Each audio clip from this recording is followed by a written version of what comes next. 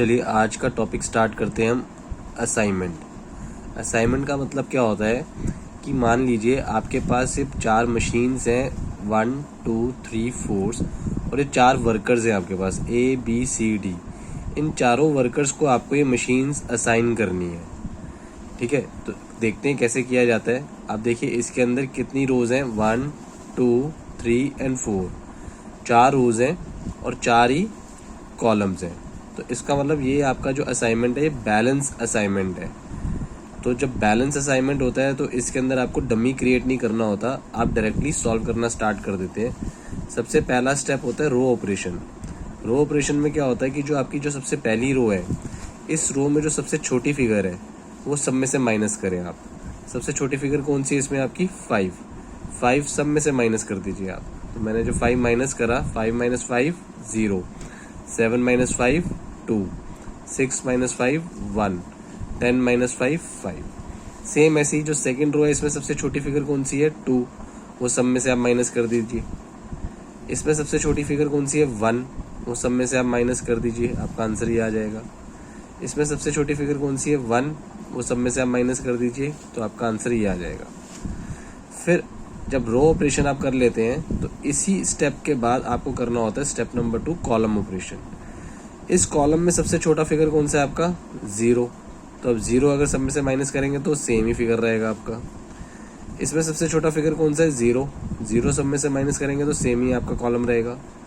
इसमें सबसे छोटा फिगर कौन सा है 0, 0 सब में से माइनस करेंगे सेम कॉलम रहेगा।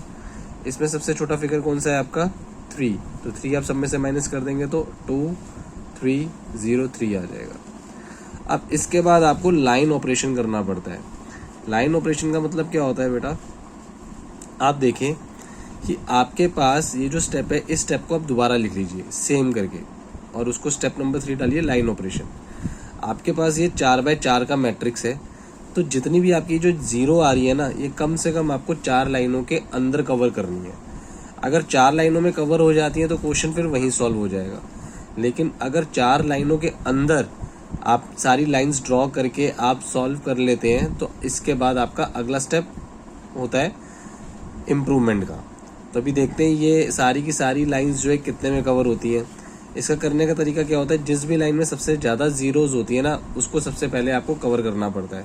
अब देखिए इस लाइन में आपके पास 2 0 है, इस कॉलम में आपके पास 2 0 है, तो सबसे पहले मैंने इस लाइन को कवर करा और इस लाइन को कवर करा, तो 0 कवर हुई। अब ये वाली 0 यहाँ पे है तो इसको ऐसे कवर करा और एक ये 0 बचा, इसको ऐसे कवर करा।